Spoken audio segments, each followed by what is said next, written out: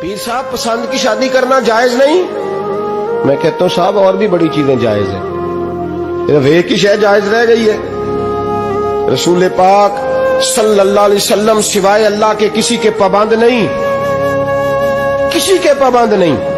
اور جناب سیدہ خدیجہ الکبریٰ رضی اللہ تعالیٰ عنہ نے پیغام نکاح دیا، یا رسول اللہ میں شادی کرنا چاہتی ہوں، حضور کسی کے پابند نہیں، پر میرے محبوب نے فرمایا میرا چچا میرے والد کی جگہ ہے، میں اپنے چاچا سے پوچھ کے تمہیں جواب دوں گا۔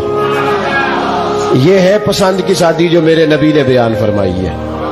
تو سارا کچھ کراس کر کر کے گزر جاتا ہے، یہاں تو حال یہ ہے کہ پالنے والا کوئی اور سائے میں بیٹھنے والا، باغ تیرے دی کر کر راکھی میں ساری عمر گزاری، تو جدوں اے پھل پکن تے آیا تے لے گئے ہور بپاری۔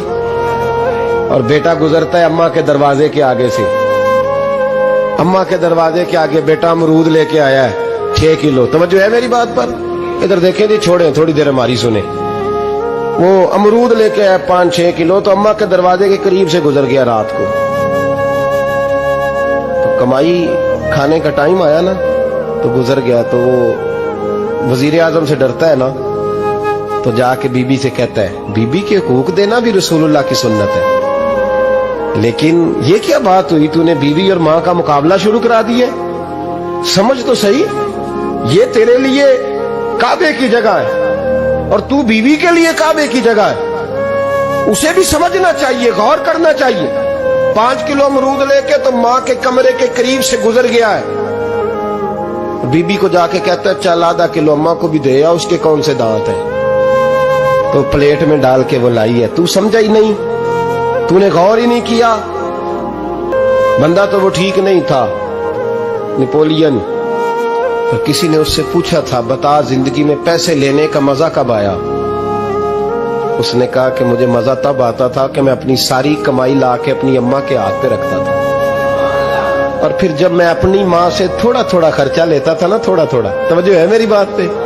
اماں جی 10 روپے دے آ جے، کہتا جب میں تھوڑا تھوڑا خرچہ لیتا تھا نا، تو مجھے یوں لگتا تھا جیسے میں بادشاہ وقت کے سامنے کھڑا ہوں اور وہ خزانے کا منہ کھول کھول کے مجھے دیتا جا رہا ہے۔ تو اس ذائقے کو سمجھ تو صحیح بھائی، تو اس کو سمجھ تو صحیح بھائی، یاد رکھیں اور غور کریں۔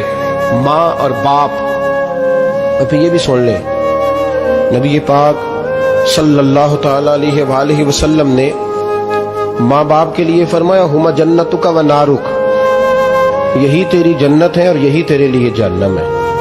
اگر یہ راضی ہو گئے تو تیرے لیے جنت ہے، ناراض ہو گئے تو چاہے تو 100 پیر کے مزار پہ حاضری دے آ، لیکن جب تک ابا راضی نہیں اتنی دیر تک اللہ راضی۔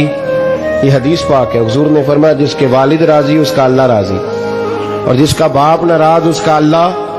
ہاں بے شک، اب یہ حدیث، پیر صاحب پسند